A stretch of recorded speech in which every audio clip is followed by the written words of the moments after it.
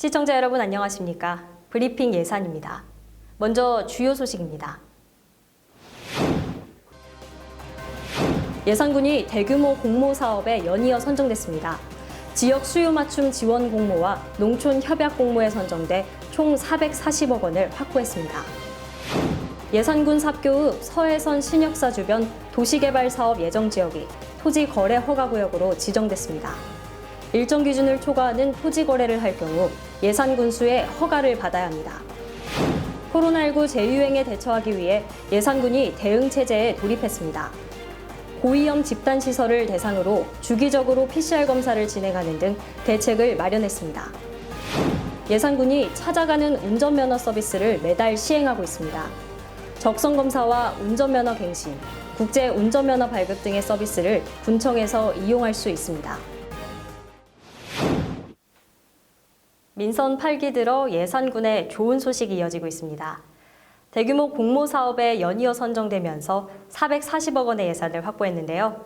자세한 내용 전해드리겠습니다. 예산읍 예산리 문예회관 주변 유휴부지. 이곳에 요리와 예술 분야 청년들을 위한 LH 공공임대주택 27호가 들어섭니다. 이와 함께 청년문화 스페이스와 청년문화공원을 복합 커뮤니티 시설로 조성하는 사업도 추진됩니다. 예산군이 충남도에서는 유일하게 국토교통부가 주관한 지역 수요 맞춤 공모에 선정돼 국비 90억 원을 확보한 겁니다. 이번 사업은 신활력 창작소의 두 번째 기획으로 지역에서는 벌써부터 관심이 쏠리고 있습니다.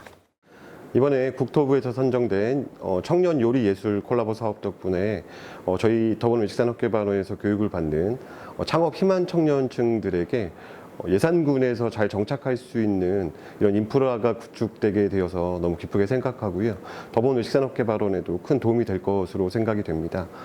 저희 더불어민주산업개발원에서도 이러한 청년들을 잘 교육시켜서 예산 시장을 활성화시킨과 동시에 앞서 예산군은 지난 6월에도 농식품부 농촌협약 공모에 선정된 바 있습니다. 이렇게 두 달 사이 확보한 사업비만 무려 440억 원.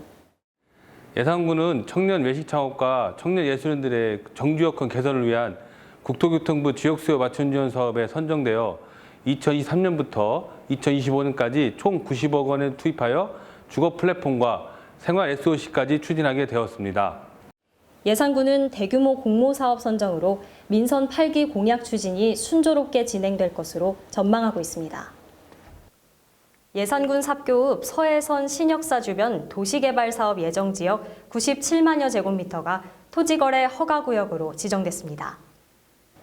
대상 지역은 삽교리와 평촌리 일대 97만 5천여 제곱미터로 지정 기간은 2024년 8월까지 2년입니다. 이에 따라 해당 구역 안에서 기준을 초과하는 토지 거래를 할 경우 예산군수의 허가를 받은 뒤 매매 계약을 체결해야 합니다.